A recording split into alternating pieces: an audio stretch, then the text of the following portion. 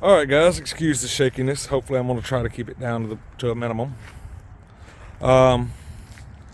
However, I've received multiple questions on rides at events and even on here on YouTube and a couple other social media platforms asking why I chose this particular four-wheeler over everything else, such as Can-Ams. I mean, not Can-Ams, I do apologize.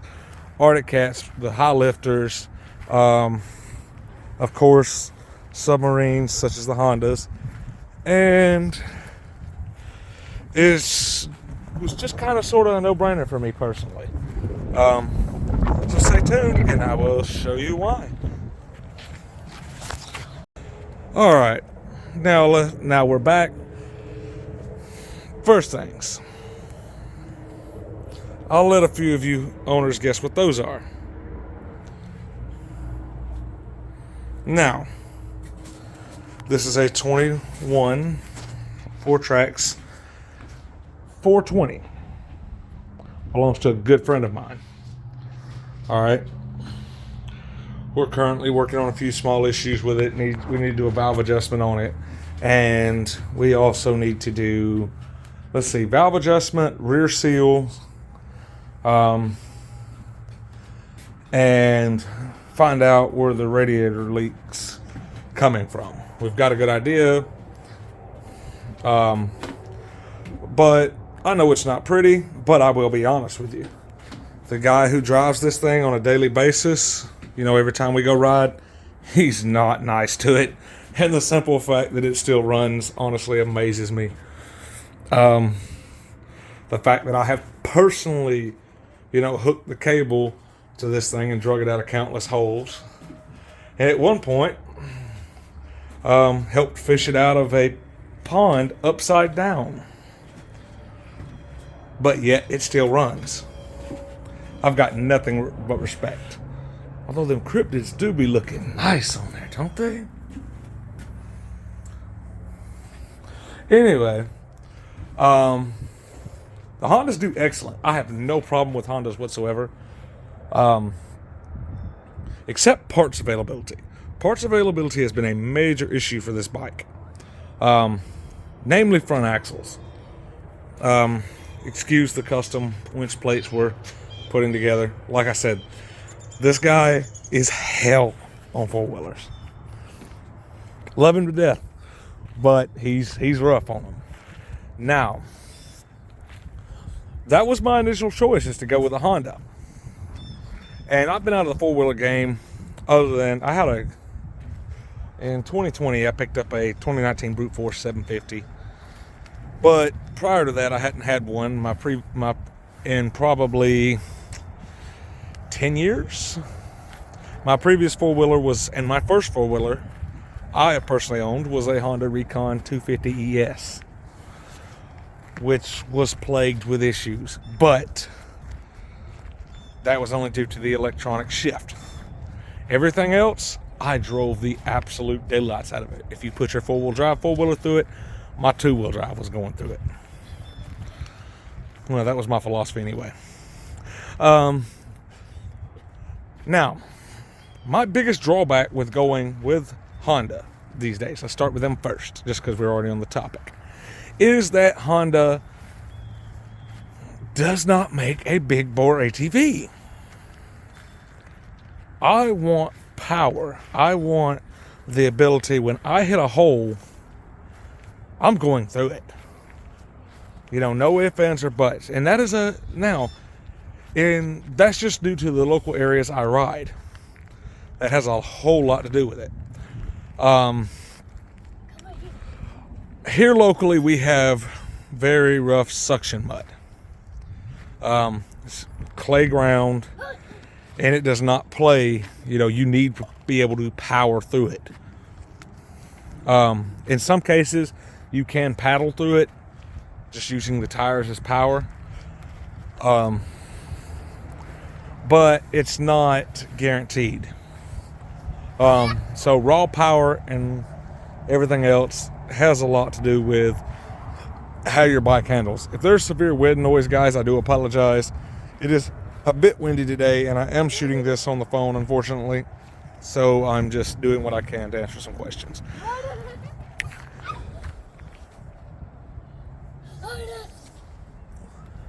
But that was the biggest turnoff for me in the Honda class. All right.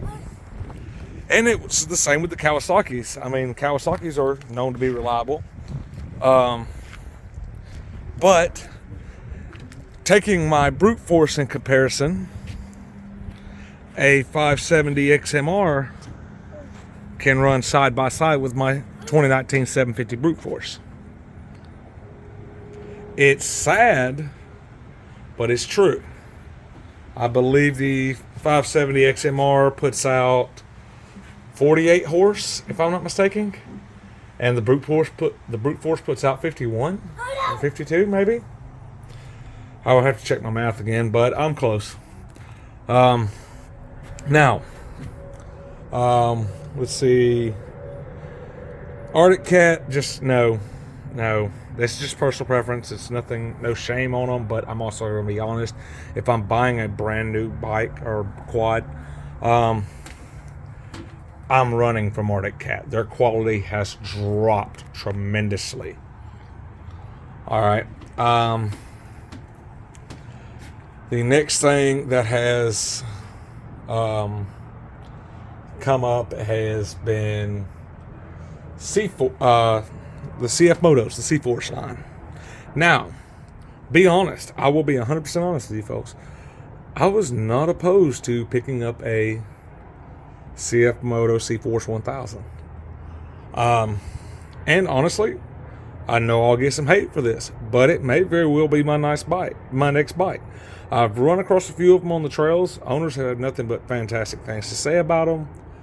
Don't get me wrong, they're not extreme powerhouses for a 1000 class bike, but they do well. Sorry, wide open, don't know why. Anyway, the CFMoto owners have had great things to say about them. I haven't heard anything. They're not like horrible. I haven't heard anything horrible. They don't have the most power for a 1000 class CC, but on my next bike I purchase, I'll be looking for more something just to play on the trails with, because it is not a massive, needs something for the wife. She's not a full mud junkie like me.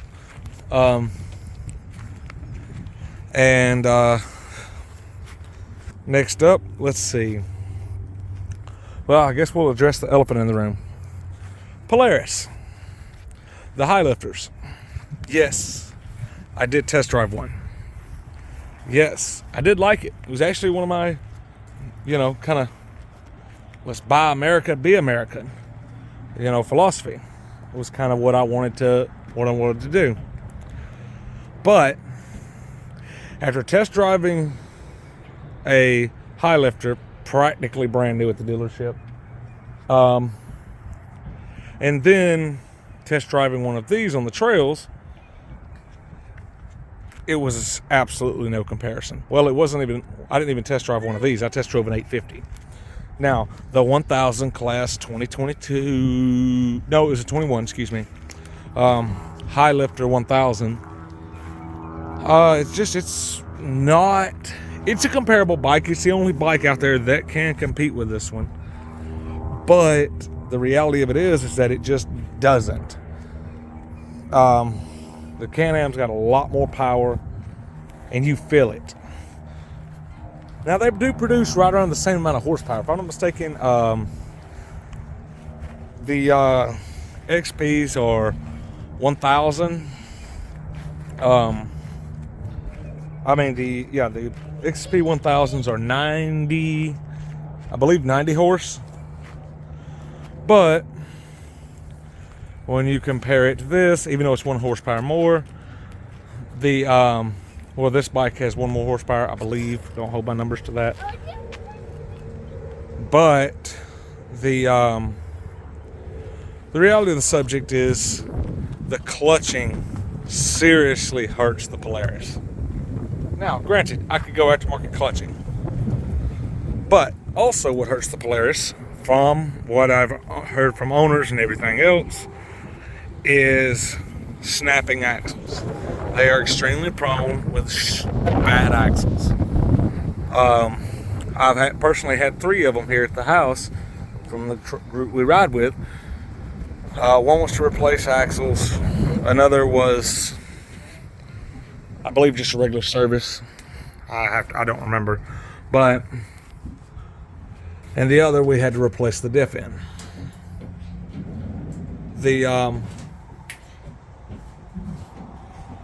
Sorry, my son is acting a little crazy.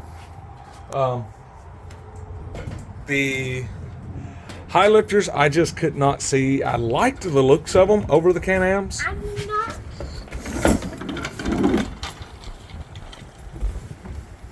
I did like the looks of them over the Can-Ams, I will be honest. But I was just scared off by their reputation. Now,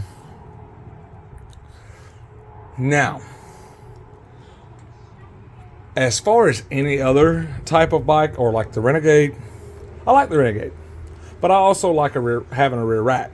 That is a big thing for me. I like having the Max chassis so I can have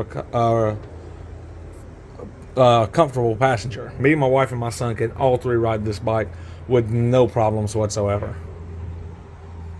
And, you know, it doesn't really affect any kind of thing, anything power-wise or handling-wise. Now, I think one of the other things I need to discuss on it is, especially since we're talking bring up the Renegade topic, the Renegades are sweet. You'll get covered in mud, but that's what you go out there for. Because if you're going to mud ride and you're not getting covered in mud, then you're not doing something right. Now, pound for pound, yeah, they're faster. It's not a ridiculous margin like you would think, because the reality is they will practically run side by side. Now, I believe it's like a 200-pound difference. I'm not certain. I don't remember. I have done all the research on them. I researched bikes for about 2 years before I got this one. Well, about 1.5 years. Because I actually was looking into the high lifters. Did not care for them after everything I'd found out. And I ended up finding out that they'd come with the yellow 850 and 1000 XMRs for 2021. And as most of you can imagine, after a lot of difficult tracking down, you know, trying to locate 2 units and the matching yellow, because the one thing Can-Am did slack on, especially on an XMR edition, is the locking front diff. If you're going to have a four-wheel drive four-wheeler, you should never have a front diff that does not lock. That is just unexcusable to me personally. Yeah, sure, they had Visco lock and everything else, but it's not a true locker. That's how most people ended up grenading their front diffs. I do like the on-demand system of the Polarises, as far as the ability to, you know, switch to 4-wheel without question. However, the real problem is you don't know when it's actually switching to 4-wheel. So you're kind of just hoping for the best. Now, the other thing is the very well or very large aftermarket support that this bike has. I can get anything out there in the world. Now, do I cheap out on some things? Absolutely. But others, not so much. I have, here, I'll turn them on for you. I have the Neutrino front and rear headlights and tails, Neutrino 2s. Now, I don't know if it will show on video like that. This is the red. It has a little more of a pink tint to it in person. But it matches the colors of the bike. These are the neutrino tails. I do completely love them. It appears they have them back in stock. I have been looking everywhere, so anyone who's been looking for the tails, I know Denali Performance has them back in stock, and if I'm not mistaken, RJWC.SE does as well.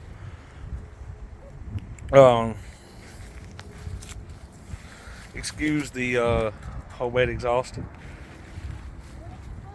I was trying to teach myself to weld a little bit better, and what is something to toy with. But it sounds good, it looks good.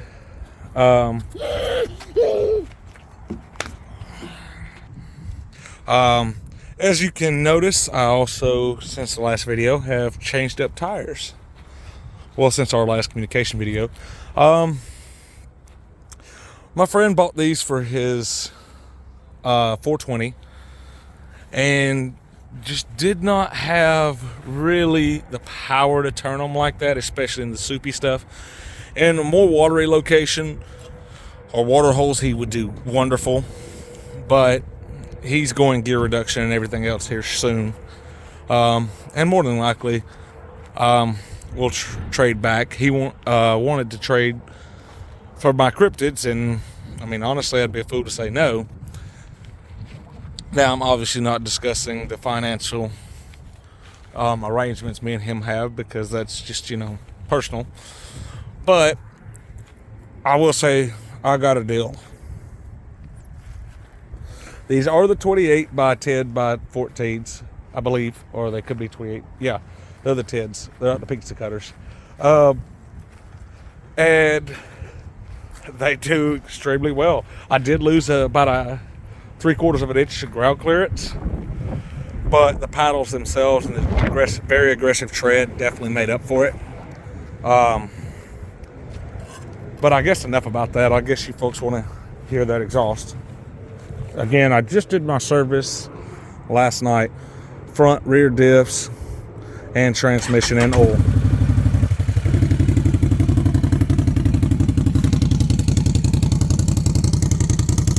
I don't know how it sounds on video, because to be honest, I have not actually actively recorded an exhaust clip yet.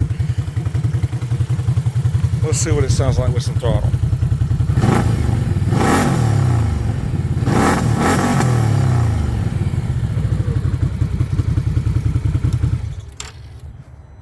Alright. I have lost a sticker though, and that annoys me. But the only other problem I've had is snap the front winch line.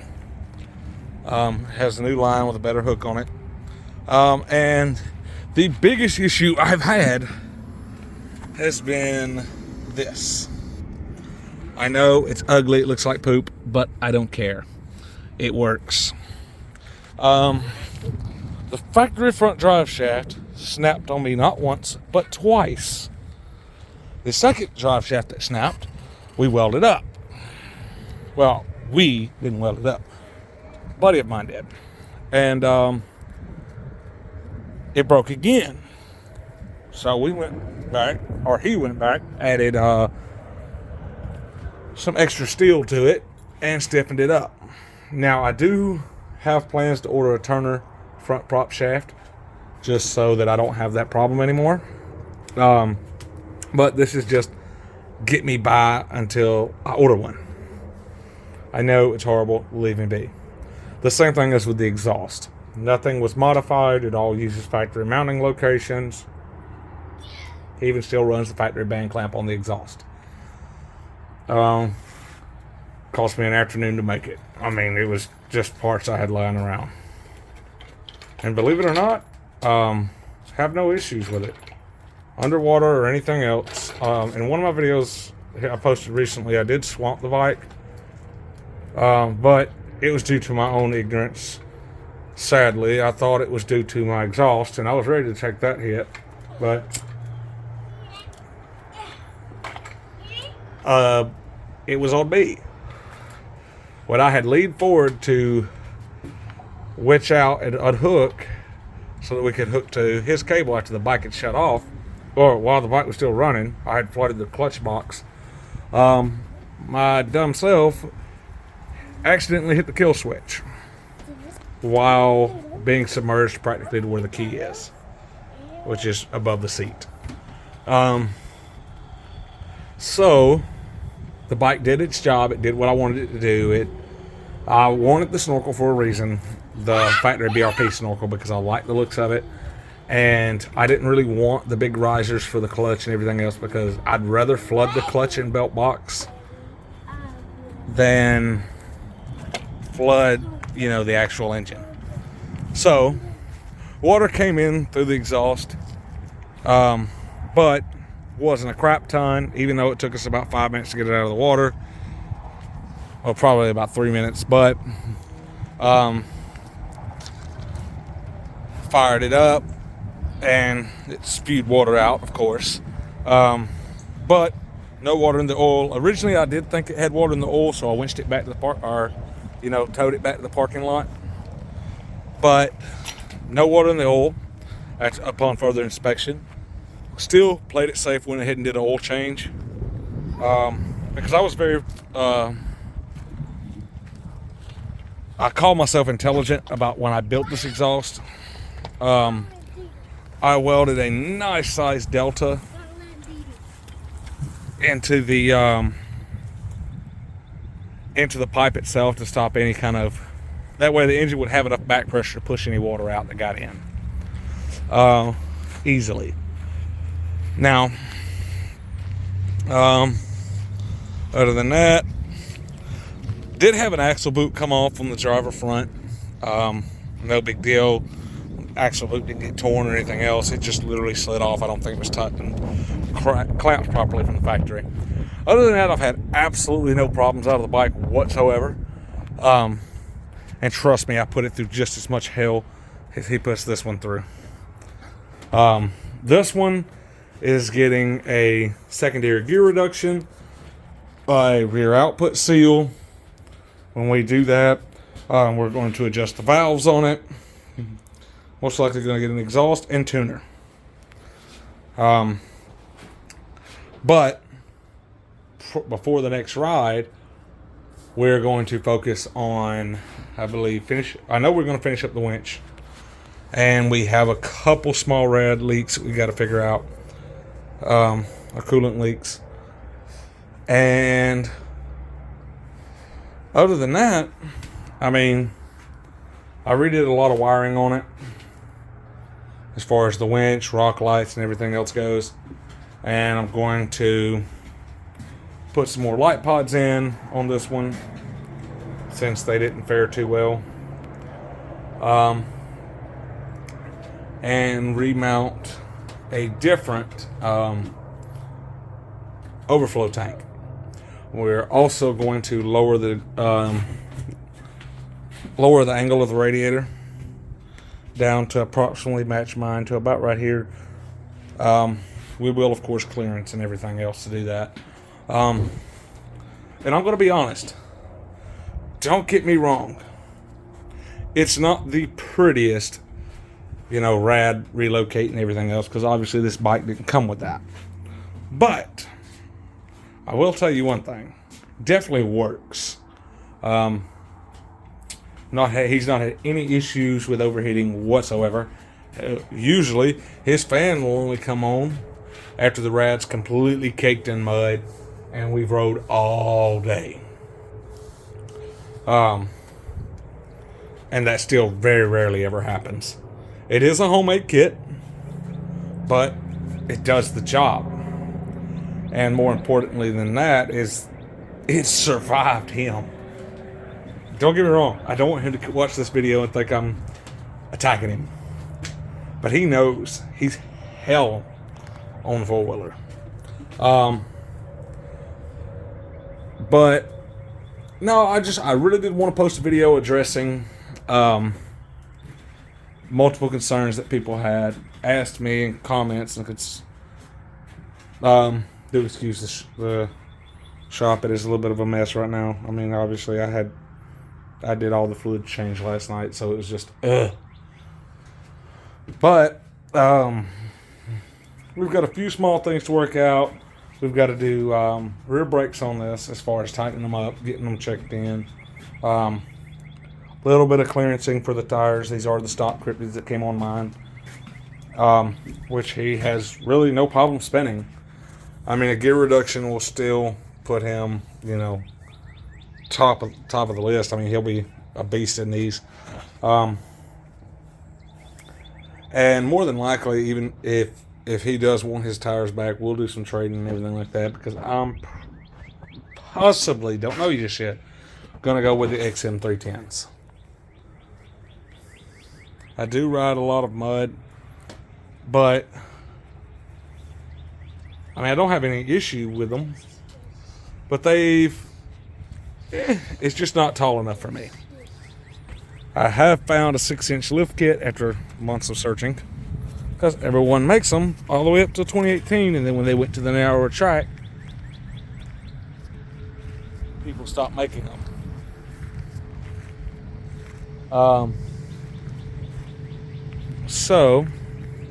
They stopped making them for the 2018s and newers. I did find a company that makes them, and I'm most definitely going to be ordering a 6-inch lift. It comes with Turner axles or Eagle axles at my preference. And it's still going to have a nice stance to it. It's still going to be my play toy, but again, that's later on in the future. Running a Boss Audio soundbar, don't have any issues with that. It was cheap. I wasn't going to invest a lot of money in case something, you know, it wasn't as reliable. And realistically, the tunes aren't a massive issue for me. But if you guys have any more other questions or concerns, I have no problem addressing them and creating a video, and we'll get some conversation started. I do have a video on how I clean this thing. Unfortunately, I lost some footage during the recording process, but I'll get it posted back up for you as soon as I can make another one. So in about 2 weeks, we're going on another ride. It's just been a little hectic right now, overtime and everything else needed at work. But if you guys have any qualms or questions or just curiosities, ask me and I'll be glad to tell you. I can say this much. I do have a tuner ordered. So, it is a Power Vision 3. Once it gets here, I'll likely do a video update of it and the exhaust. Not the current exhaust. An actual off-the-shelf one. Alright, folks. You have a wonderful day, and hope to see you next time.